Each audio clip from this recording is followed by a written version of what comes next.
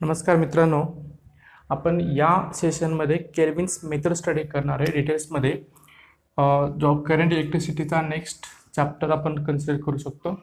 आता Kelvin's method ज्यावेळेस आपण स्टडी करतोय तर याच्या अगोदरचे व्हिडिओ पाहणं गरजेचं आहे. तुम्ही जर इथं आय बटनला प्रेस केला तर तुम्हाला पूर्ण व्हिडिओ भेटतील, तर ते व्हिडिओ समजून घ्या जेणेकरून आपल्याला केल्विन्स मेथड सोपी होऊन जाईल. केल्विन्स मेथड झाली, त्याच्यानंतर आता आपलं पोटॅन्शियोमीटर्स आणि त्याचे ॲप्लिकेशन, म्हणजे आपला हा करंट इलेक्ट्रिसिटी चॅप्टर जवळपास कन्क्लूड होत येतोय.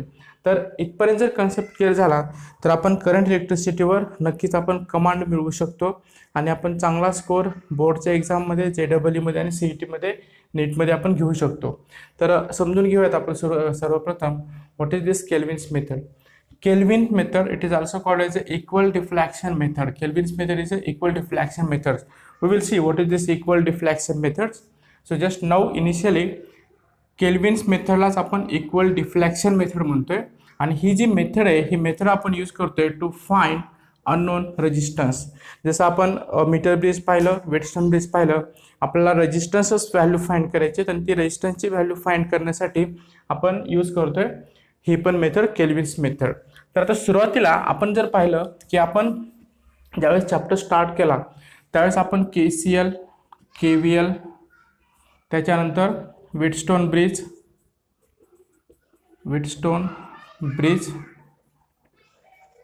नंतर मीटर ब्रिज आणि याच्यानंतर आपण स्टडी आत्ता करणार आहे केल्विन्स मेथड. आता या मेथड्स जर आपल्याला समजल्या असतील, वेटस्टोन ब्रिज आणि मीटर ब्रिज कन्सेप्ट सेम आहे. म्हणजे मी थोडं रिव्ह्यू करतोय सुरुवातीचं. वेटस्टोन ब्रिज जर पाहिला आपण असेल डिटेल्समध्ये, जर तुम्हाला याचा पूर्ण कन्सेप्ट पाहिजे असेल तर तुम्ही मागची व्हिडिओ जाऊन पाहू शकता. तर आपल्याला या ठिकाणी असा काहीतरी एक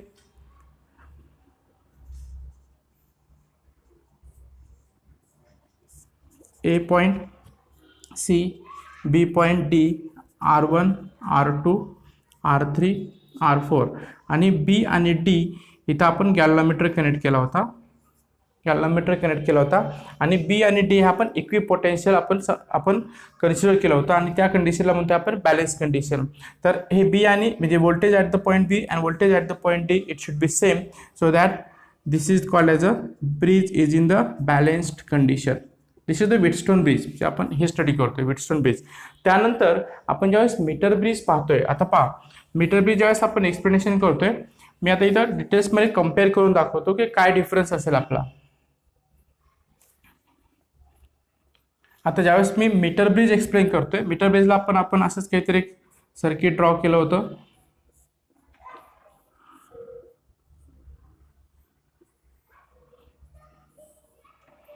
AC, बॅटरी, की, रिओस्टॅट आणि इथं आपले मीटर स्केल. इथं C1, C2, C3, 3 copper strips. आता इथं दोन्हीमधला मी डिफरन्स इथं तुम्हाला मी समजून सांगतोय. मीटर ब्रिज म्हणजे ही जी मेथड आहे ही कोणती आहे, मीटर ब्रिज, आणि ही जी मेथड आहे ही मेथड कोणती आहे, केल्विन्स मेथड आहे.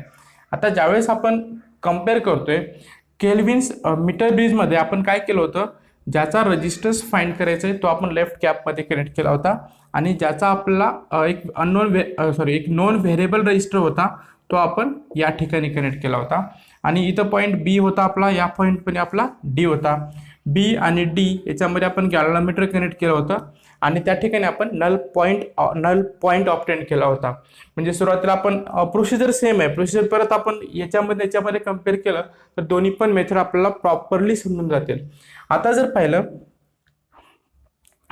पाहिलं तर आपण मीटर ब्रिजचं ज्यावेळेस आपण एक्सप्लेनेशन करतोय, B आणि D मध्ये गॅल्व्हनोमीटर कनेक्ट केला होता आणि गॅल्व्हनोमीटर कनेक्ट केल्यानंतर आपण इथं नल पॉईंट ऑब्टेन केला होता. Null point is the D point. आता हा नल पॉईंट ऑब्टेन केल्यानंतर म्हणजेच आपल्याला B आणि D हे पॉईंट काय आहेत,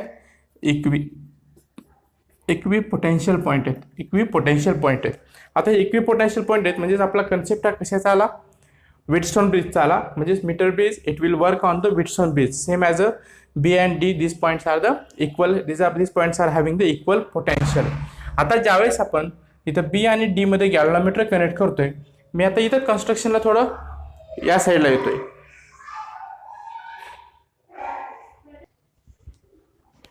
दोन्हीमधला आपण डिफरन्स समजून घेतोय कन्स्ट्रक्शनमध्ये.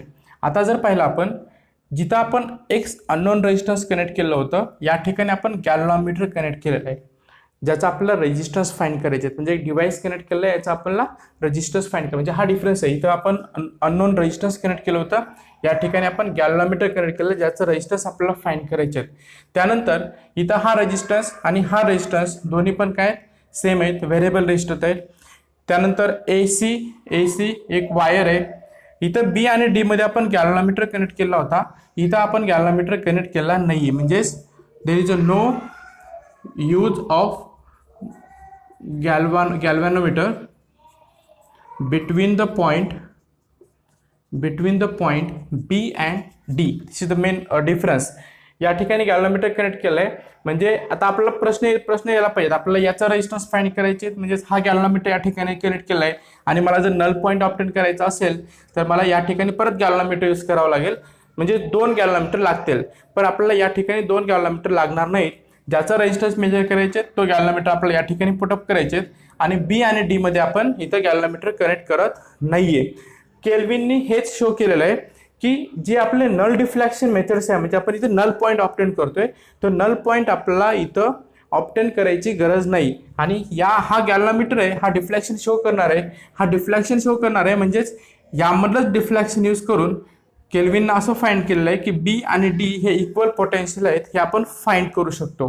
म्हणजे हा कन्सेप्ट इथं या गॅल्व्हनोमीटर केल्विनचं कन्सेप्ट काय सांगतो, हा जो गॅल्व्हनोमीटर यूज केलाय तोच आपण गॅल्व्हनोमीटर यूज करतोय सेम डिफ्लेक्शन शो करण्यासाठी. म्हणजे voltage at the point B आणि voltage at the point D हे सेम आहेत का नाहीत, इक्वी पोटेन्शियल आहेत का नाहीत, ते यूज करण्यासाठी आपण हा गॅल्व्हनोमीटर यूज करतोय. त्यामुळं आता हे कसा यूज करतोय आपण वर्किंगमध्ये एक्सप्लेन करतोय पूर्ण. तर इथं गॅल्व्हनोमीटर कनेक्ट करायची गरज नाही. तर हा मेन डिफरन्स आहे. बाकी जर कन्स्ट्रक्शन पाहिलं तर सेम आहे. एक्सच्या जागी आपण इथं गॅल्व्हनोमीटर कनेक्ट केला, याचा रेजिस्टन्स फाइंड करायचे. हा variable resistance, B point, D point, AC wire, key, battery, rheostat, copper strip C1, C2, C3. This C1 is connected to the A point, C2 is connected to the C point. In between C1 and C2 we have the another strip that is a C3. म्हणजे metre bridge जर समजलं तर हे construction समजायला काही अडचण नाही, फक्त डिफरन्स समजून घ्या. आता मला असं वाटतंय की आपला डिफरन्स हा नक्कीच समजलेला असेल. नसेल समजला तर परत एकदा मीटर ब्रिजचा जो व्हिडिओ आहे तो तुम्ही डिटेल्समध्ये पाहून घ्या, जेणेकरून ही मेथड्स आपल्याला सिंपल जाईल.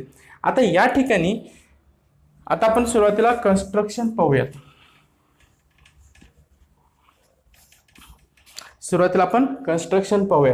कन्स्ट्रक्शनमध्ये घ्यायचं गेलं तर AC ही असेल आपली homogeneous wire which is 1 metre length. त्यानंतर मीटर स्केल माउंट केले वुडन ब्लॉकवर. E हे असेल battery. K it is the key. RH is the rheostat. G is the galvanometer. R is the known variable resistor. C1, C2, C3, these are the copper strips. And B and D, these are the points. This is the jockey, we can connect this to the jockey. And this is the meter scale which is having the 1 meter length. This meter scale is mounted on the wooden box. This is the simple construction for the Kelvin's methods. Please note this.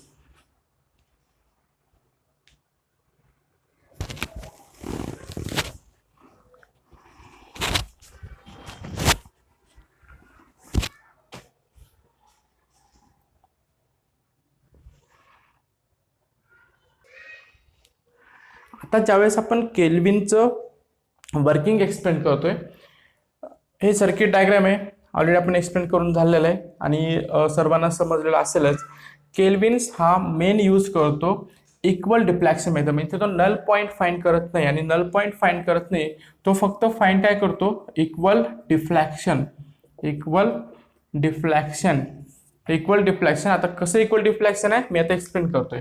हे equal डिफ्लॅक्शन method use करतोय, त्याच्यामुळे याला म्हणतोय आपण equal डिफ्लॅक्शन method. आता सुरुवातीला केल्विनने काय केलं, या ठिकाणी केल्विनने सुरुवातीला काय केलेलं आहे, पहिल्यांदा तुम्ही ही जॉकी आहे, ही जॉकी कनेक्ट केलेली नाहीये, म्हणजे तुम्ही या ठिकाणी कनेक्ट केलेली नाही. बॅटरी आहे की ज्यावेळेस तुम्ही ऑन करताय, सुरुवातीला आपण आर आणि आर एच ची सुटेबल रेजिस्टन्सची व्हॅल्यू घेतोय, इथं सेटअप करतोय, जेणेकरून स्टेडी करंट हा पास होईल थ्रू द वायर. नंतर आपण की ऑन केलं, बॅटरी कनेक्ट केलं, बॅटरी कनेक्ट केल्यामुळे स्टेडी करंट पास झाला. हे आपण आर आणि आर एच ची व्हॅल्यू आपण फाइंड करतोय, त्याच्या आर आणि आर एच ची व्हॅल्यू आपण डिटरमाइन करतोय आणि स्टेडी करंट पास करतोय. स्टेडी करंट पास केले आणि स्ट्रिप्स आहेत, त्याच्यामुळे गॅल्व्हॅनोमीटर काय करतो, डिफ्लॅक्शन शो करतो. कोणता, हा गॅल्व्हॅनोमीटर डिफ्लॅक्शन शो करतो. या कंडिशनमध्ये आपण ही जी जॉकी आहे, ही जॉकी कुठं पण कनेक्ट केलेली नाहीये, आणि ज्यावेळेस आपण करंट पास झालेलं आहे, गॅल्व्हॅनोमीटर डिफ्लॅक्शन शो करतो आणि जॉकी कनेक्ट केलेली नाही, म्हणजेच जॉकी इज नॉट कनेक्टेड, आणि जॉकी कनेक्ट नाही केली, आपण काय केलंय, find deflection in galvanometer. Find deflection in galvanometer. Note down this reading. आता गॅल्व्हॅनोमीटर काहीतरी डिफ्लॅक्शन शो करतोय, समजा तो काहीतरी 15 डिव्हिजन इथं शो करतोय. किंवा परत सांगतोय मी, इथं जॉकी आपण कनेक्ट केलेली नाही, वायरला कनेक्ट केलेली नाहीये. त्यानंतर दुसरी स्टेप्स काय पहा. आता दुसऱ्या स्टेप्समध्ये आपण ही जॉकी कनेक्ट कुठं करतोय, ए पॉईंटला. परत जॉकी पॉईंट ए पॉईंटला कनेक्ट केली म्हणजे गॅल्व्हॅनोमीटर डिफ्लॅक्शन शो करेल, कुठंतरी शो करेल, एक राईट साईडला, लेफ्ट साईडला. समजा आपण राईट साईडला कनेक्ट केला असेल, ए पॉईंटला कनेक्ट करतोय. नंतर आपण पॉईंट, नंतर ही जी जॉकी आहे हे आपण कुठं कनेक्ट करतोय, सी पॉईंटला. म्हणजे जसं आपण सेम आपण मीटर ब्रिजमध्ये पण हेच केलं होतं, ए पॉईंटला कनेक्ट केलं होतं आणि सी पॉईंटला कनेक्ट केलं होतं. आणि त्यानंतर आपण दोन्हीचे पण डिफ्लॅक्शन हे, म्हणजे ज्यावेळेस तुम्ही कनेक्ट टू द पॉइंट, काय connect, jockey is connect to the point A and C, and observe the deflection should be opposite. म्हणजे ज्यावेळेस आपण ए आणि सी ला जॉकी कनेक्ट करतोय, त्यावेळेस आपलं डिफ्लॅक्शन हा गॅल्व्हॅनोमीटर काय करतोय, ऑपोजिट डायरेक्शनला शो करतोय. इक्वल शो करतोय पण ऑपोजिट डायरेक्शनला शो करतोय. आता त्यानंतर म्हणजे सुरुवातीला आपण जॉकी कनेक्ट कुठं पण नाही केली, डिफ्लॅक्शन ऑब्झर्व केलं. आपल्याला समजा हे 15 डिव्हिजन, समजा दिस इज फॉर एक्झाम्पल 15 डिव्हिजन आपल्याला भेटलेलं आहे. त्यानंतर आपण काय करतो, ही जॉकी ए पॉईंटला कनेक्ट करतोय आणि सी पॉईंटला कनेक्ट करतोय.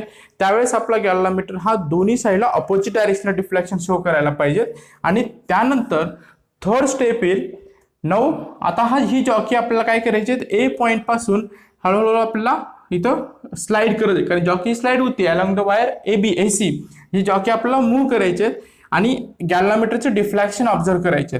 ज्यावेळेस आपण मूव्ह करतोय ए पॉईंटकडून सी पॉईंटकडे, आपल्याला असा एक, म्हणजे आता ही जॉकी मी कनेक्ट करतोय या ठिकाणी मूव्ह करत, आणि आपल्याला एक असा पॉईंट भेटेल डी पॉईंट. या डी पॉईंटला आपल्याला ज्यावेळेस आपण स्लाइड करतोय गॅल्व्हॅनोमीटरकडे आपल्याला ऑब्झर्वेशन करायचे. आणि ज्यावेळेस आपण ऑब्झर्वेशन करतोय, तुम्हाला एक पॉईंट असा भेटेल डी पॉईंट. त्या डी पॉईंटला सुरुवातीचं जे डिफ्लॅक्शन आहे, म्हणजे हे जे 15 डिव्हिजनचे डिफ्लॅक्शन आहे, ते सेम तुम्हाला डिव्हिजन या ठिकाणी भेटणार आहे. आणि या डी पॉईंटला म्हणतोय आपण, डी पॉईंट म्हणजे when we are jockey is moving along AC wire, observe the deflection, आणि हे डिफ्लॅक्शन ज्यावेळेस आपल्याला येईल किती, 15 डिव्हिजन. म्हणजे ज्यावेळेस डिफ्लॅक्शन 0 पासून म्हणजे आपलं हे जे तुमचं लेफ्ट साईडला किंवा राईट साईडला इथून येणार आहे, हे कमी होईल किंवा जास्त होईल. आणि तुम्हाला अशी एक रिडिंग येईल, ते आपलं 15 डिव्हिजन जे आपण या कंडिशनमध्ये पुटअप केलं आहे, ती डिव्हिजन तुम्हाला गॅल्व्हॅनोमीटरची डिफ्लॅक्शनची रिडिंग येईल. Observe this reading, find the point, jockey is moving along the AC wire, observe the deflection. If deflection in galvanometer is same, deflection in the galvanometer is same before jockey is connecting note down point, let it will be D. म्हणजे ज्यावेळेस आपण इथं observe करतोय आपल्याला असं deflection major करायचे galvanometer जे की आपलं पहिलं डिफ्लेक्शन यायला पाहिजे आणि समजा तो पॉइंट काय असेल D. Now we can find the length that is the LX. Now in place of LX I am writing LG. आपण मीटर ब्रिज मध्ये LX केलं होतं कारण X अननोन रेजिस्टन्स होतं, इथे गॅल्व्हनोमीटर G आहे त्याच्यावर मी इथे LG लिहिलं आहे आणि हे जे असेल LR, obviously LR is 100 minus LG. So these are the observation, these are the working methods to find unknown resistance. Please note down this.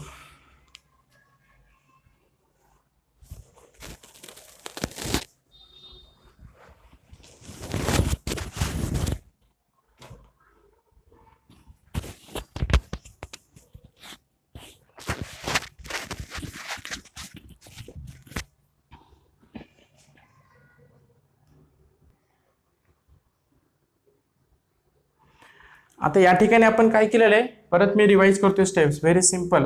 आपण सुरुवातीला जॉकी ही कनेक्ट केलेली नाही वायर एसीला आणि डिफ्लेक्शन गॅल्व्हनोमीटर शो केलेलं आहे that is suppose 15 division before. त्यानंतर आपण ए point C point observe केलाय, त्याच्यामध्ये डिफ्लेक्शन ऑपोजिट डायरेक्शनला शो करायला पाहिजे जसं आपण मीटर ब्रिज केलंय. आणि त्याच्यानंतर ही जॉकी आपण काय केली, कनेक्ट केली, आपला एक पॉइंट डी भेटला. त्यावेळेस पण आपल्याला गॅल्व्हनोमीटर काय करायला पाहिजे 15 डिव्हिजन. ही सिम्प्लिसिटी सांगतो, 15 डिव्हिजन नाही, परत कन्फ्युजन करून घेऊ नका. 15 असेल, 20 असेल, 30 असेल, 15 division. This is the after, म्हणजे ही जॉकी ज्यावेळेस आपण कनेक्ट करतोय त्यावेळेस. म्हणजेच आपण काय करतोय या गॅल्व्हनोमीटरमध्ये बिफोर आणि आफ्टर डिफ्लेक्शन काय शो करतोय इक्वल, म्हणून याला म्हणतोय आपण इक्वल डिफ्लेक्शन मेथड्स. आपण नल डिफ्लेक्शन मेथड नाही, नल डिफ्लेक्शन मेथड ही आपण बॅलेन्स व्हिटस्टोन ब्रिज आणि मीटर ब्रिज ह्याच्यामध्ये केली होती. इथं आपण इक्वल डिफ्लेक्शन मेथड यूज करतोय. तर हा कन्सेप्ट समजून घ्या. आता याच्यानंतर जर आपण पाहिलं तर आपल्याला एक LG भेटलेलं आहे, LR भेटलेलं आहे. आपल्याला माहिती आहे sigma is the resistance per unit length. It is the resistance per unit length and wire is the homogeneous, so this value remains constant throughout all the wires. So this is the LX, so I can get the value of the galvanometer, value of the resistance of the galvanometer whose value is to be found. So that value, suppose it is G, so sigma is equal to, I am getting resistance is the G and the length, this galvanometer corresponding length is LG. So G equal to sigma into LG. I will take this small LG and the R is the resistance, so sigma again corresponding resistance is R, corresponding length is LR, so this is R upon LR. So this R equal to sigma into LR. Equation 1, equation 2, divide this equation 1 and 2, so G upon R equal to sigma LG upon sigma LR. Sigma get cancelled, so G is equal to LG upon LR into R. R is known to us, LG length we can find by using this meter scale. LR it is 100 minus LG, so LR equal to 100 minus LG. So this is the basic principle for the Kelvin's method and it uses the equal deflection method. So this is called as the equal deflection method.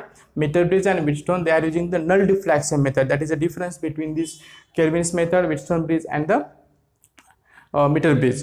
So this is the very important for the board exams as well as for the JEE and NEET exams. Please note down this.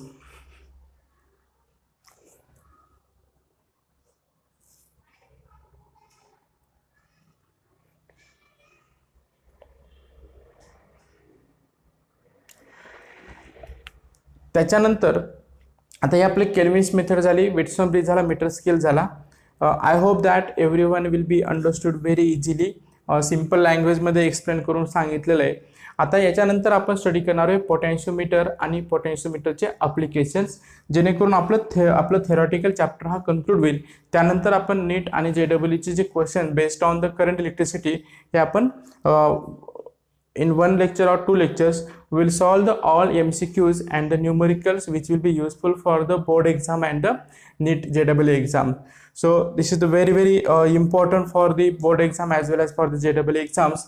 Understand properly it. In next lecture we will see for the potentiometer and the application of the potentiometers. Thank you.